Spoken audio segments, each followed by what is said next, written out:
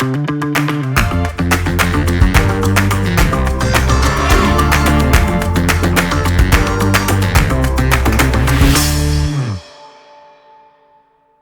right, well, I'm here, day 3 of Blister Summit 2024.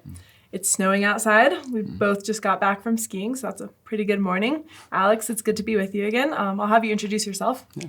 Thank you for having me. I'm Alex Soniciari with Ortovox here in the U.S., and yeah, we couldn't be more excited to be here in Crested Butte with the Blister Summit. Sweet. Well, it's great to have Ortovox back again for the second year in a row, and I know we have a lot to talk about as far as airbags and everything else, but maybe just give a bit of a background as far as Ortovox as a brand and how you guys kind of situate yourself in some of the avalanche safety space. Absolutely. Well, to distill Ortovox into 2 words, Ortovox protects. We always look to protect skiers, mountaineers, and then the mountains themselves with our CSR initiatives. So starting in 1980 with the world's first dual band avalanche transceiver, all the way up to our latest and greatest, we have always strived to make the preeminent avalanche safety and protective gear on the market. Awesome. As all of the people here at the Blister Summit know, you're sending a lot of probes, shovels, beacons out every single day, as well as packs.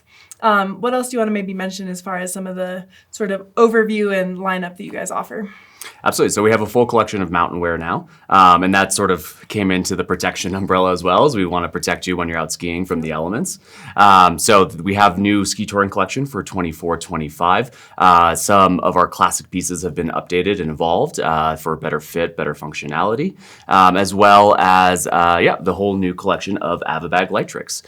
There's 3 models currently in the lineup, or 3 base systems currently in the lineup, and then they are customizable from there. Sweet. Well, let's get into those in just a minute. And I know you just mentioned the CSR initiative. Do you just want to say a bit more about that? Yeah, absolutely. So from being PFAS-free earlier this year to being carbon neutral as a company earlier this year as well. 1 year ahead of schedule. Thank you. Yes. Awesome. Those are 2 big accomplishments. Yeah, a lot of hard work certainly went into that.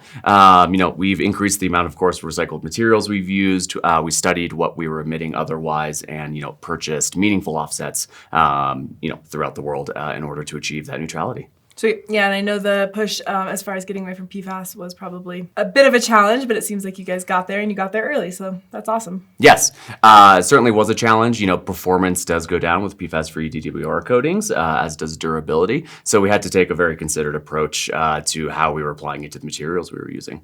Awesome. Well, I know you just mentioned airbags and 3 distinct models. What do you have behind you? So this is the Avabag LiTRIC Tor 30. There are 3 back systems effectively. The Tor back system, the Freeride back system, and then the Zero back system. So the name, just really says it all. Tor is focused more towards just a classic ski touring experience. Freeride brings the weight a little bit closer to the skier's center of gravity. It also has a sleeve to insert a spine protector. And the Zero is, as the name again applies, all about saving as much weight as possible. And it is the lightest electronic airbag on the market. So looking at those 3 different models, are you offering different sizes as far as liter capacity? Absolutely, we are. However, they are all interchangeable. Oh, cool. So there is a zippered component to it. The pack itself is completely removable from the back system. So there's a short length version, and that runs from 16 liters all the way up to 36 liters, or there is in the standard sizing from 18 liters all the way up to 40 liters.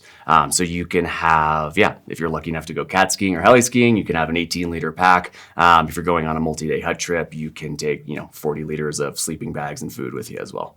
Impressive. So I guess before we talk about some of the other features, let's just dive into the airbag system itself. So it was co-developed with Arc'teryx. They had incredible expertise with the Voltaire system. Gordon, I believe, is the gentleman's name at Arc'teryx. And we had a way we felt to make the latest electronic system on the market.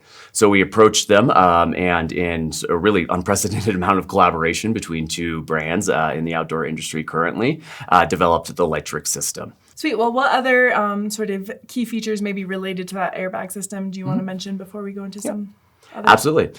So the fan is driven by a supercapacitor, but there's a lithium-ion battery backup. So we guarantee 2 deployments off of a full charge. However, in field testing, we've been getting usually around 4 from a full charge. That full charge lasts 60 hours of standby time. So if you're going on a hut trip for a week, as long as you're touring 8 hours a day and turning it off at night, should last you the entire week and protect you that entire week as well. USB-C rechargeable, of course. So again, 1 cord for your phone, your beacon as well. We do have a USB-C rechargeable beacon and your airbag as well. Reduce the clutter. It's even rechargeable off a power bank as well. So if you're going to a really rustic hut, or if you're camping, again, you can just charge it off of, as long as it can charge your iPhone, it can charge the electric system. Cool. I've seen a lot of, airbags be deployed, and then sometimes it can be a bit of a hassle or just like a process to get it folded back in correctly. Do you have anything you want to mention as far as that system? Yes, the bag is a specially designed 2-ply bag, thermally welded on the inside. So it's much more malleable than most other airbags on the market. So there's no folding process to install it in the back after deployment. It is really just pushing it into the pocket on the pack, and then just reapplying the burst zippers. Awesome. And then for something like this Avabag, like the Tour 30, I imagine that's like sort of a pretty well-rounded backcountry pack for a lot of people, maybe for guides. Is there any other sort of ways you want to distinguish the packs within the lineup? Yep. As I mentioned, the free ride system or the free ride pack brings the center of gravity closer to the skier. It's a little bit narrower of a pack itself, really designed for the ultimate downhill experience that any airbag can provide. The Zero has a ultra high molecular weight weave fabric, as well as cutouts, lighter weight straps, and a much more simple design. One big bucket pocket effectively, just to absolutely save as much weight as possible. And that pack comes in right around 4 pounds, if not just under. Wow. I know we just talked about getting the airbag back in the pack itself, but maybe just talk a bit about deployment and some of the features there.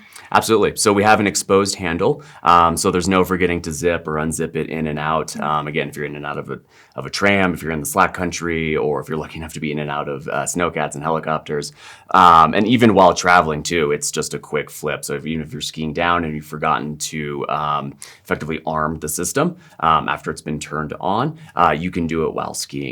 So there's a mechanical lock for when you really don't want it to be deployed, again, in those confined spaces. However, it is effectively a flip of the switch that allows you to immediately deploy the airbag. And then the handle itself, the trigger, requires the least amount of force on the market to actually deploy the airbag itself.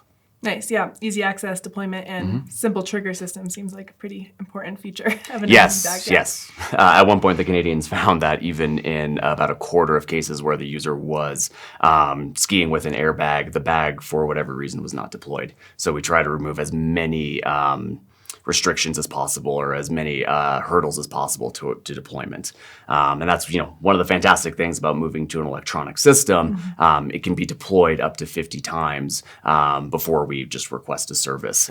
We want to look at make sure that nothing is inhibiting the fan and nothing is also punctured the bag or torn the bag itself after those 50 deployments. Nice. And hopefully not that many people actually need 50 deployments No, frequently. Even practicing 5 times a winter, it'll still last you 10 years. Good point. Sweet. Well, Alex, it's great to see you again. Great to have Ortovox back at the Blister Summit. We appreciate you being here. We appreciate sending all of our backcountry attendees out with the gear they need. And we'll see you soon.